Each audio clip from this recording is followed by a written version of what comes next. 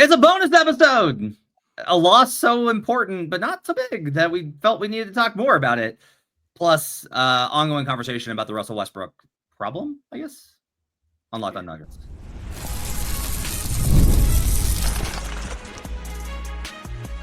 You are Locked On Nuggets, your daily Denver Nuggets podcast. Part of the Locked On Podcast Network, your team every day. Welcome to Locked On Nuggets, your daily Denver Nuggets podcast, part of the Locked On Podcast Network, your team every day. Thanks for joining us and making us part of your day, being with us Monday through Friday, being an everydayer. This is a bonus episode for part one. Just go back and search in the feed, either on your podcast, wherever you're listening, or at youtube.com/Locked On Nuggets. You can find it in our playlist there for the Locked On Nuggets podcast. You should be able to find the previous episode where we talked about the loss of the Boston Celtics. This is kind of overtime. We're going to talk a little bit more extra on today's show. I've got Swipa with me. I've got Ryan Blackburn from Mile High Sports. You can catch Swipa at Player's Choice, not the Player's Choice, as he feels one suggests an adult establishment and one does not. So I guguess one is better than the other. They seem to be the same. I mean, hey, you know what? Teach its own. Teach its own. Teach its own. So we were talking about the Russell Westbrook thing, and you were talking about process and about how Russ has played. And if your whole thing is Russ has got to play, but he's got to play better, I'm kind of in agreement with you. Like if he doesn't play smart, if he doesn't play the way that he did for that 2-month stretch, if he doesn't play that way, they're not going to win. They're not going to win. I'm just resistant to the idea when people are like, they should bench him, and I'm like, that's not. This is, I don't disagree with you in the perfect world that you imagine that this is how it should be. It's just like it's not going to be. Like there's not going to be that's not going to occur. And if you're like, why? I'm like, because this isn't the NBA is just not that simple. It's not college where it's like this guy's bad, he's not going to play. It's just not how it is. And there's complicated mechanics here, and like politics is a big part of it. So like he's got to play. And that's a big reason why Jalen Pickett isn't playing yet, because you have to earn your minutes. You're a second round pick and you have to earn your way in. And what's best for the matchup doesn't matter as much as those type of things. And there's also, I will say this, that I think it's really complicated when there might be things on film that I'm not smart enough to see. There's probably things on film I'm not smart enough to see with Pickett and Zeke to identify mistakes that are made that would cause them to be lower in that rotational exception. But like Ryan's talking about, like with the turnovers and everything else, are we really talking about a massive difference in mistake making? But I do think, Ryan, that the starters have more faith and confidence in Russell Westbrook than Jalen Pickett, and that probably matters a lot. Of course they do. And like I'm not sure whether that's correct or not. Like we've talked about this for Russell Westbrook's entire career, effectively, that like he is a legend. He is a legend of the game. He's somebody who the team looks up to and has like they immediately bought into, have immediately supported and empowered and said, hey, we want you to be Russ. We want you to be you, who you are, play your game, and we're gonna help. Like we're gonna do what we can to make you the best version of yourself that we could possibly be. What I will say is that there's just like there's a lot that goes into the Jokic Russ minutes and the Russ non-Jokic minutes. Just a couple numbers to throw your guys' way. On the season, Russ is now 6.7 turnovers per 100 possessions in the minutes without Jokic. That would lead the NBA in turnovers per 100 possessions. The other like important factor is the true shooting is completely different. He is at 59 true shooting when he's with Jokic and a 46 without him. And so you're talking about efficiency, you're talking about effectiveness, you're talking about being like put into positions to succeed. And I can't lie, when you talk to Russell Westbrook fans specifically, and they are upset that he got benched and upset that he's not playing the Jokic minutes, you can see why. You can see because he's just a different player when he's not playing out there with Jokic. So I'm curious how they continue to evaluate this going forward. What do you think they should do? No. Well, I would say that as somebody who advocated for Russ to be here, I want to be clear about this. I think Russ has clearly feel the need for this team. But what he needs to do, more so than everyone else, is realize when I turn the ball over, that is beyond, that's a detriment to the team, because one thing, Matt, his live ball turnovers, a lot of them are over the middle of the floor by nature of how he passes. Yep. That is extremely problematic. Great point. If you throw the ball out of bounds because you're trying to tilt to a corner, that's different. Luka turns the ball over. It's too high, out of bounds corner, reset the play. I think when you have a lot of live ball turnovers because you're trying to either get the little short, the in pass to Jokic, either low or high, they run out, or you throw it over your head to someone else, it's a run out. Or today, he lacked his confidence versus the Celtics, and when he drove, he turned around and tried to hand the ball off to Joker, live ball turnover, run out. And I'm saying, I think Russ has to get to the point where he realizes that I just have to do a better job of managing my mistakes. And I think and he did do that for a stretch this year. I think there's something to be said here for that goes kind of deeper, where I don't think the turnovers are necessarily like, I do not look at them as just laziness. No, I don't. No. So to me, the biggest thing here is like Russ is always trying to make a play. He's always trying to make a play. He's always aggressive. He's always trying to make a play. And I think one of the reasons why those bench minutes are so awful, Ryan, is you can't make a play with that second unit because there's no ability to create separation and there's no spacing. Like that to me, there's probably like a very strong correlation. He can make plays with Joker. He can't make plays without Joker because they do not have enough in that second unit for him to be able to do so. I loved what I saw some in that second half of him and Jamal having chemistry. They made some great plays together that were part of that third quarter run that I thought were actually really great. Like Russ was a legitimate part of that comeback, and he did wind up as like only a -3. I thought he got better as the game went along, but I do think there's probably something to that idea.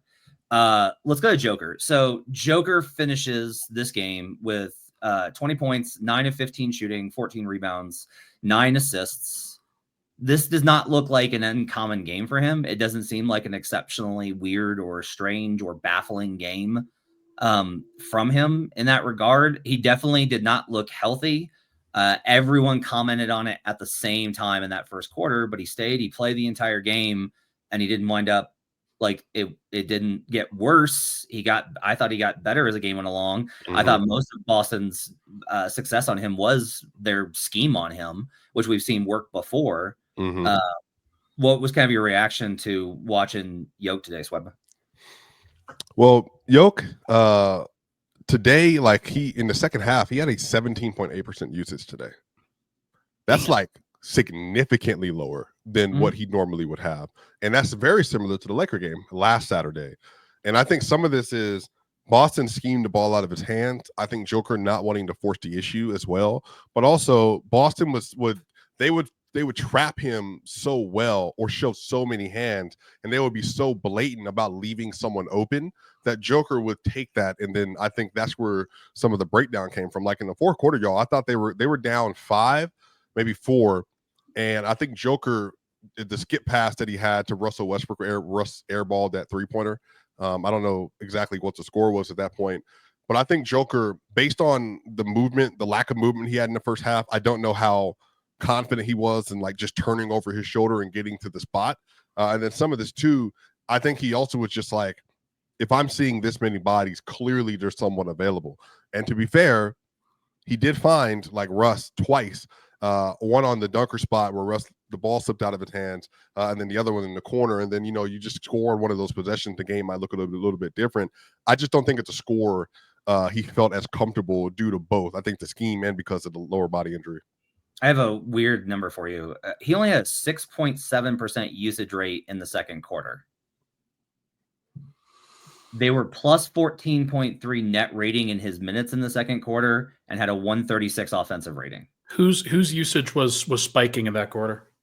Murray and Julian Strother. And I don't think Murray, like he didn't take a bunch of shots in that second Christian quarter. Christian Brown at 32%.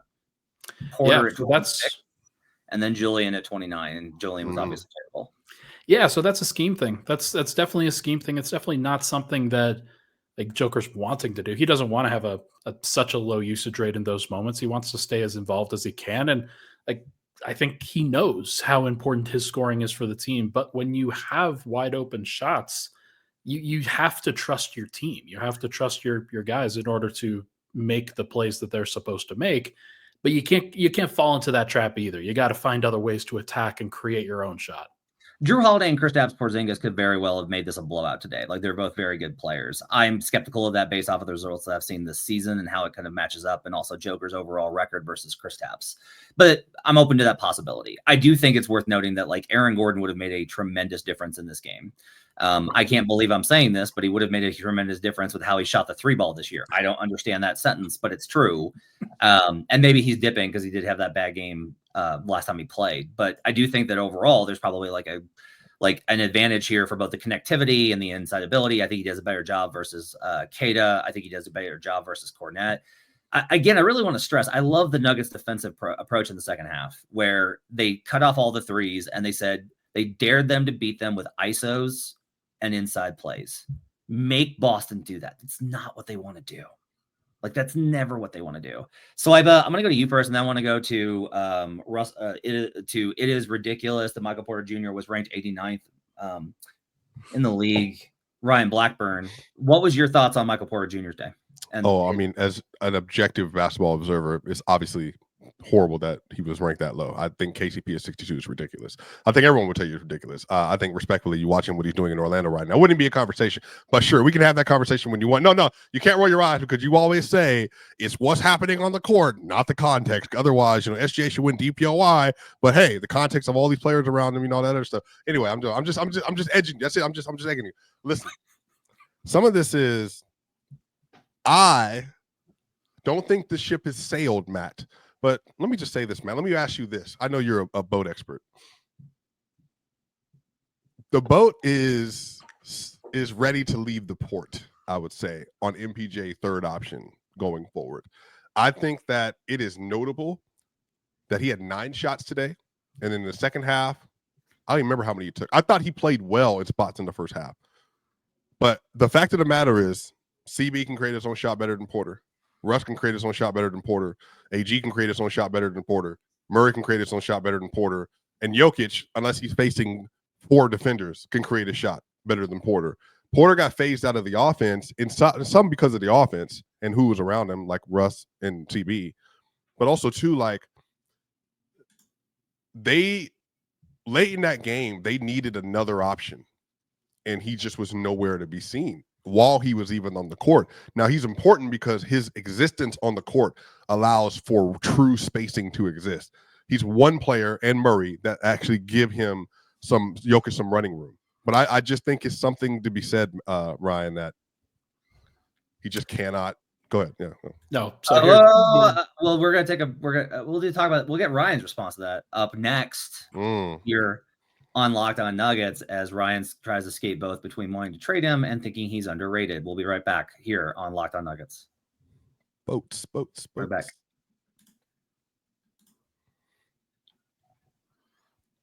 Back here on Locked On Nuggets. Take it, Ryan.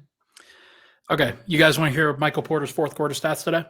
Let me hear this. 12 minutes, played all 12, 0 points, 1 rebound, 0 assists, 0 steals, 0 blocks, 0 turnovers, 2 fouls, 0 of 1 from the field.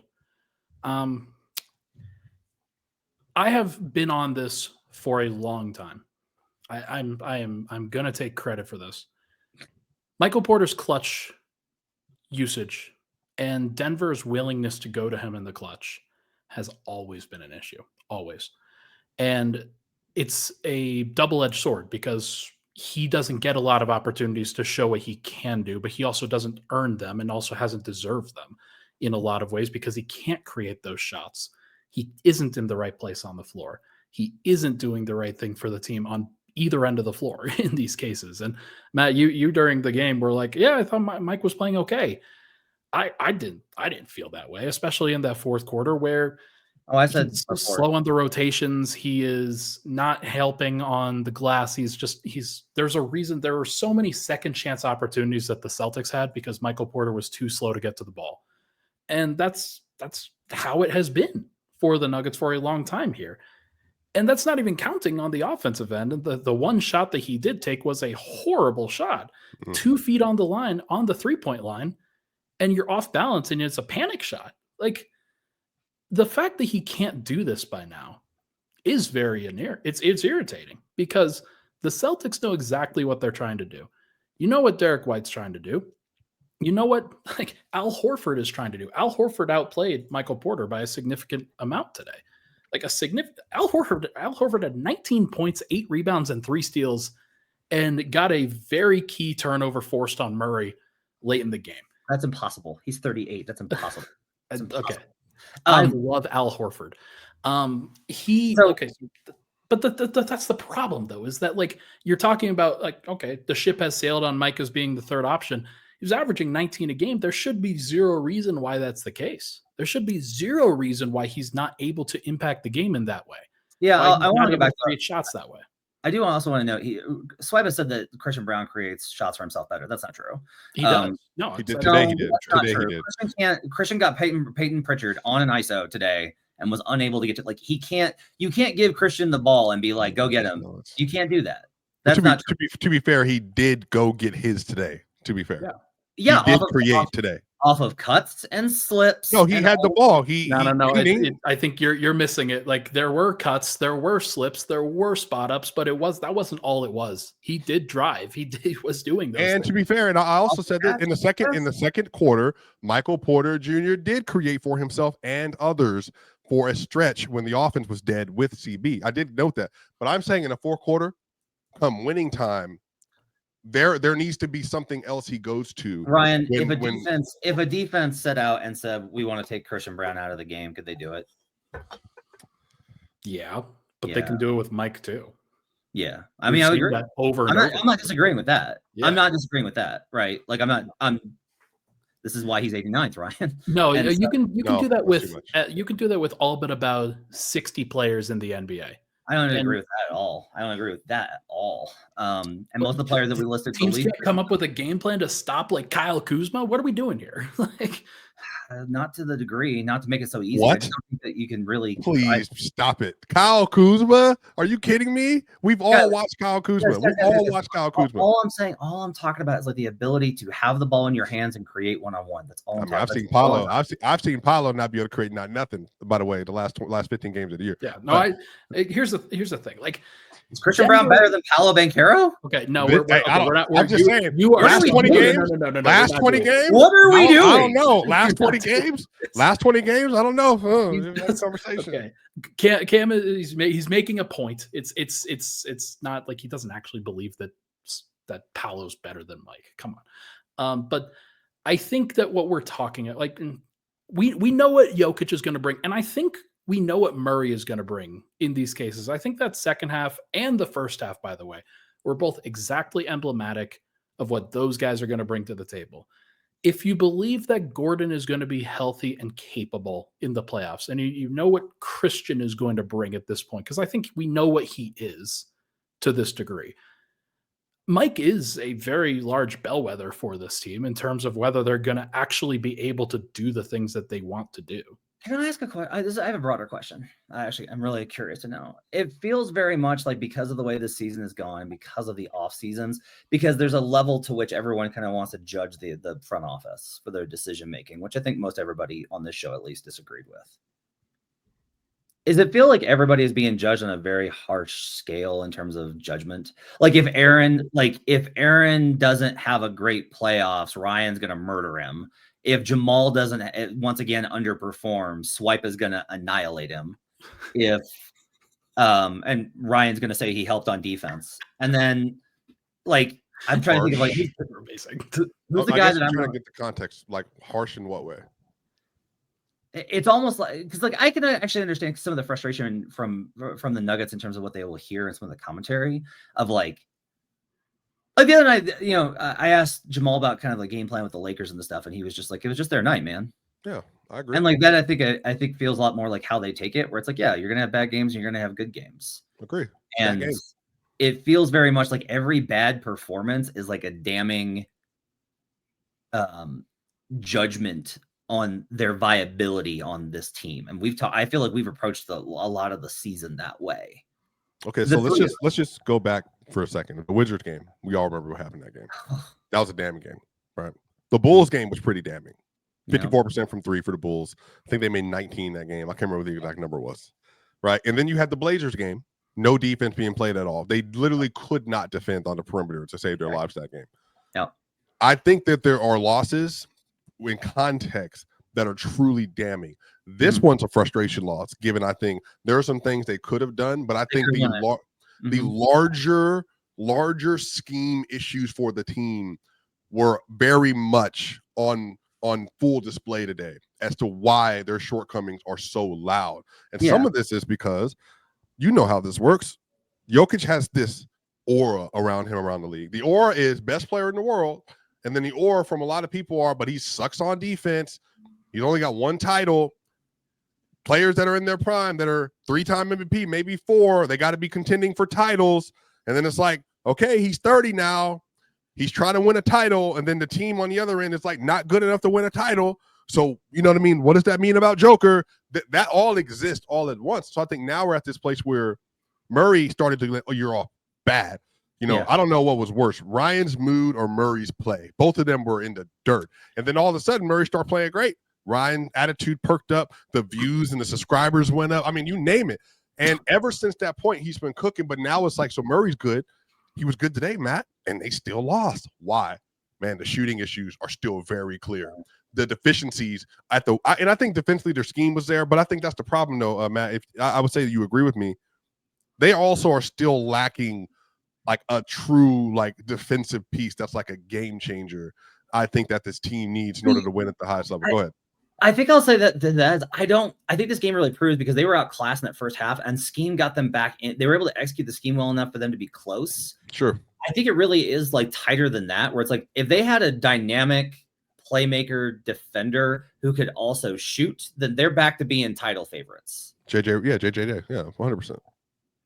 If they just had a shooter, they're probably even with Boston. Like Luke Kennard?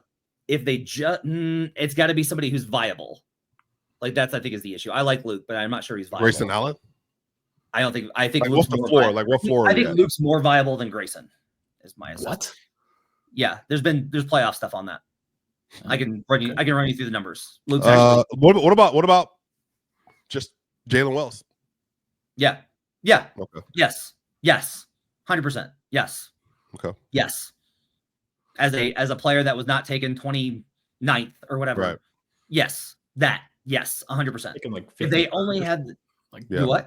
Was he taking like 53rd 53rd or something? Round, I am simply saying that like no, he's saying like I think he's just saying they found him like and right. he obviously just has so much upside and value. And I think Jalen Wells is a very good defender, but he's a good enough like shooter as well to where he works within what the Memphis Grizzlies are trying to do. You know? He should be rookie of the year.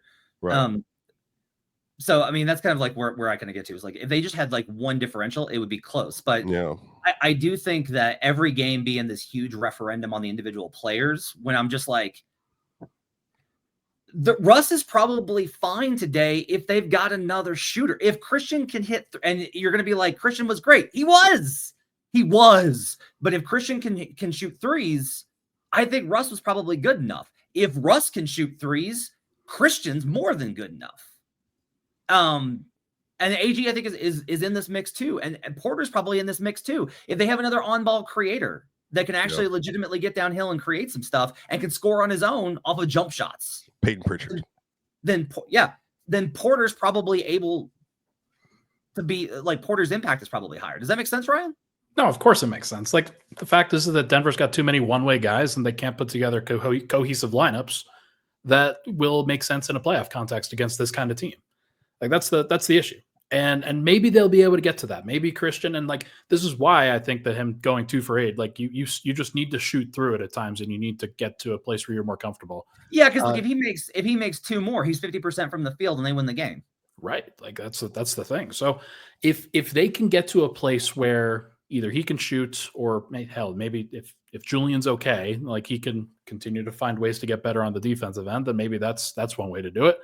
But it's why I was continuing to talk about how they need to be more aggressive at the trade deadline and needed to find another guy. I want to wrap that though. I want to wrap it. It's done. You were right. I am giving you the credit you deserve, Ryan Blackburn. Last year, you said that they should have gone and done something at the deadline. They didn't. This year, you said that they should have gone and done something at the deadline. Now, their response will be they couldn't. Sure. And we can argue about We can argue about can versus should versus make something happen. That's your job. They couldn't do it, and it's the reasons why they couldn't do it matter to me. Right. But it's done. Yeah. Like it's done. We got to deal with like this going forward. We can't go back and be like, this is why, right? Or like if we're talking about this from a personnel perspective, yeah. If they don't have the personnel to get it done, then is this hopeless? What are we doing here at this point? What can they actually accomplish? I think that's your frustration. Is I think you think that because they didn't add somebody who might not have worked anyway. I will note, of course, like it's possible that they go out and they get somebody and it just whiffs, right? They did that with Thomas Bryant and Reggie Jackson. Yeah, like they could have gone out and Reggie contributed to a title run. I'm just gonna always say that. So did Thomas Bryant. He wouldn't get to play because Reggie had one game, and then neither one of them played, but they were both on the team. By the way, Reggie did not play. You got to stop doing the "what are we doing?" Stop that. Like Reggie had moments. Reggie had some moments. He didn't play that playoff run. He didn't play the playoff run. Remember the KCP and Bruce Brown had 2 fouls in game 2 in the Western Conference Finals. Reggie played. He didn't even do anything. Oh, he didn't play in that regular season when they won the title. Okay. He was they signed him and then he was just Okay, I'm sorry. He tried to play it and they couldn't play. No, but to be fair, he helped them win in the playoffs game 5. Reggie Jackson that started the first quarter in game 5 with Jokic. It was Jokic and Reggie. What's funny though? If Reggie Jackson was 20 and had never actually taken a shot, Ryan would believe that he was actually JJ Redick. That's the really funny part here. Because this is what we're talking about. You believe in the unknown. You're like, Christian Brown's going to take these threes because he's going to make them. Why? Because Matt, your homework assignment for this podcast is to go look up the Reggie Jackson plus Thomas Bryant net rating in the 2023 regular season and ask me whether he should have played. No, I'm not saying he's good. I'm not saying that at all. I just I think it's okay to give guys credit for contributing, even if the numbers weren't what we want them to be. Well, that's Jeff Green. I feel like Jeff Green is the bar for that. Yeah. Yeah, Jeff earned it. Jeff absolutely earned it. And you think Reggie Jackson was nothing but an entirely negative player the entire time?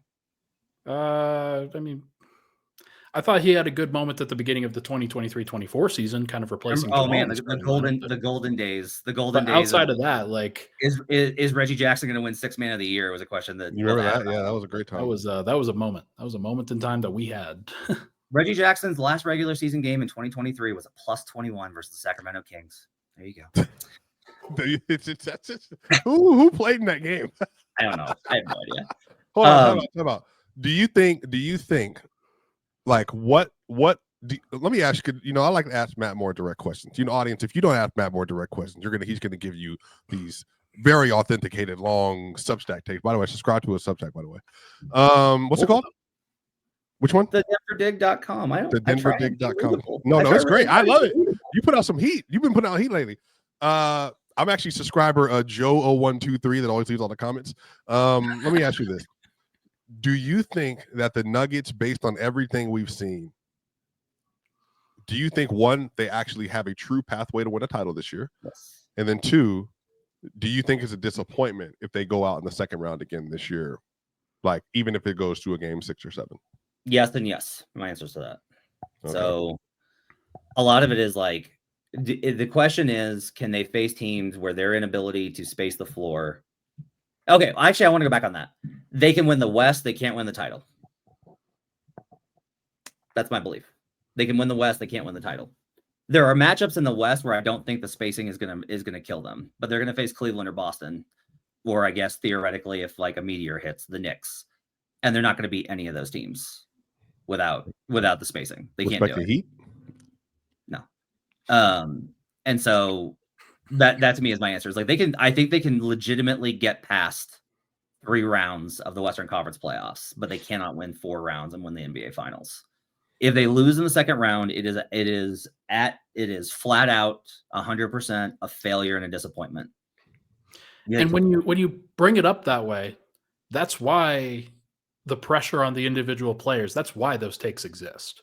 It's because it is a failure if you aren't a top 4 team in the NBA. But they weren't. I don't think those players were put in the position to succeed. Which one? Like, which players? Russ, Christian, Aaron. Based on the roster construction? Yeah. Oh yeah, well that still goes back to Booth though. And so the players, but I think that's the hard part, right? And this is also Malone to a degree too. I think Malone has gone like, if you know your team can't shoot, well, they need to defend. So you have to. I think it's just it's a mix of things. Like, they have had a really good offense, but this is again another time we've seen. Now again, they did have a great second half. I've been very clear about this on Twitter, by the way. But I'm saying that, like, I think that there are certain things this team, there are directions they should have gone in if they're going to say we're going to have a dearth of shooters, meaning we're not going to have enough. So we need to really truly lock in on the defensive end to make it harder for you to score. But I think on the other end, like, they really are caught in between. They're not good enough versus the elite teams offensively, but they have to go to like top tier defensive schematics to make the unit work to keep them from scoring. And I think that's a really hard place to live in. If they make the finals, it's going to be 6-7-7.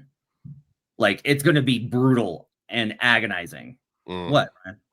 I think they could get through a first round in pretty short order, especially if it's against, like, so baffling, because on the one hand you think this team sucks, and then you're upset that I think it's going to be tough.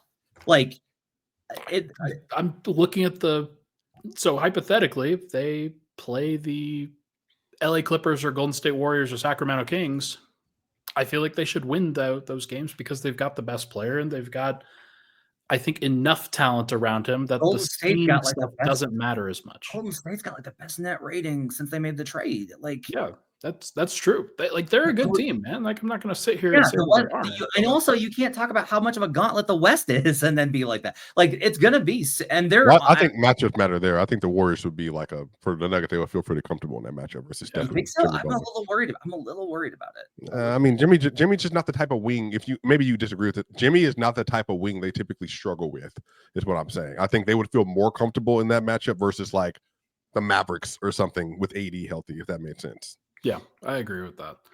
But like, this is the overarching thing here is that, like, there is a lot of pressure. There is a lot of pressure for this team.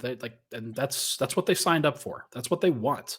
I'm trying to understand this though, Ryan, of like, you don't think the roster is good enough. You didn't think because there's a gap between the top tier and everybody else. And Denver's not there.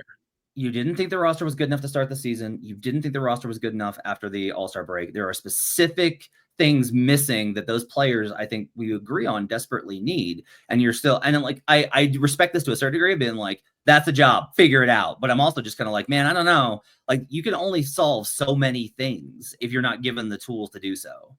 Like, that's kind of my thing, is I'm just like, I don't know how, like, what have they solved this year?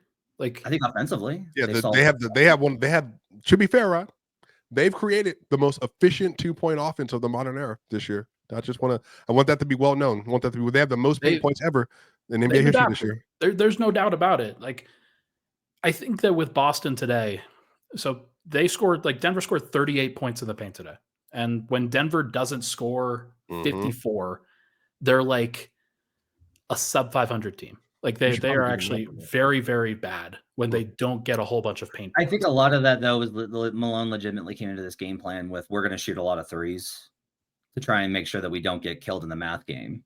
Maybe, but like, they also couldn't attack. They could not because of the way that they were being guarded. So I think Christian's performance kind of says that's not true. Christian wasn't hitting jumpers at all. I'm going to pull up his shot chart right now, and we're going to argue against that. What kind of do you think Christian Brown had? Do you think he was like isolating and crossing up Jason Tatum? Are these the highlights that live in your head? He had 4 jumpers and 6 shots and 6 made buckets at the rim. How many did he make?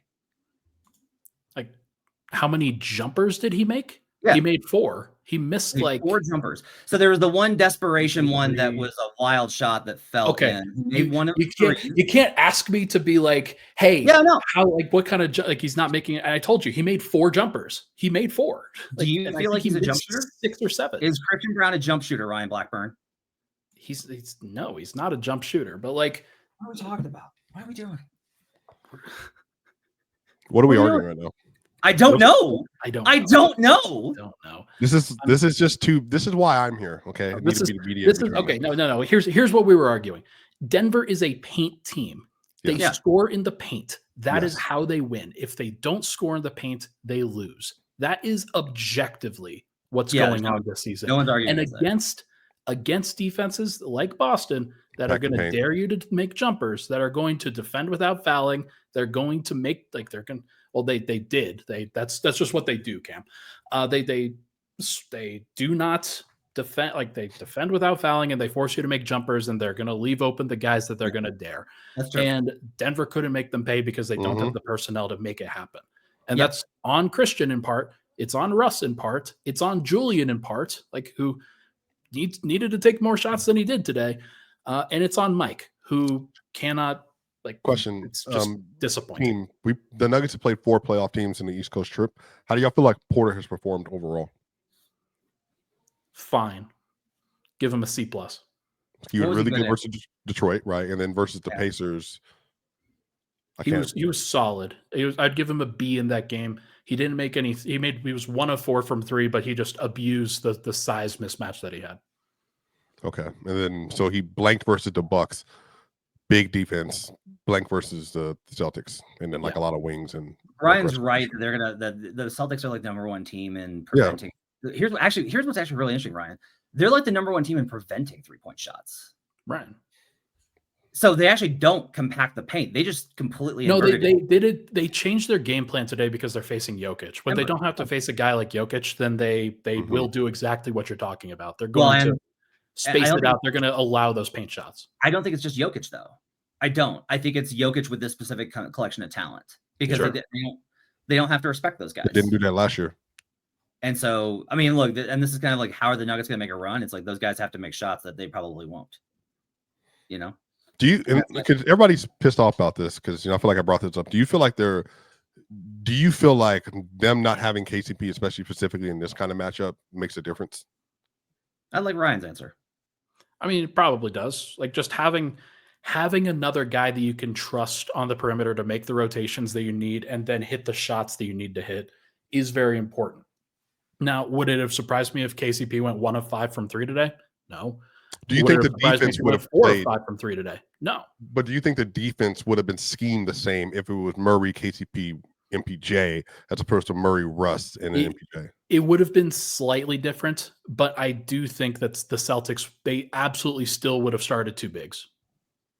No. But the Nuggets shot profile would have been entirely different, and they would have schemed entirely differently. There's so much respect for KCP as a shooter. That's what I'm saying. Like, I think that's what is the Booth other side of that is that KCP not being here has fundamentally changed how teams feel like they can guard Denver. So even if they are more efficient 2-point and heavy 2-point offense, KCP's non-existence on this roster, besides the defensive stuff, it allows for them. Right now, I could tell you this off top of my head, Matt Moore. Jokic has been double teamed by every single Jason Kidd game by the Nuggets in December 2022. They have double teamed Joker on every post touch. I've already seen that. But what the Lakers have done, what the Bucks kind of, but what the Lakers have done, and now what the Boston Celtics have done, and then what we saw kind of a little bit early season stuff, I think what those 2 teams, the Lakers and Celtics, have done, they are going to see a lot of that for the rest of the year. I think the Thunder are going to guard them differently because they were heavy ISO with Joker, with Chet, and then it burned them in the second game.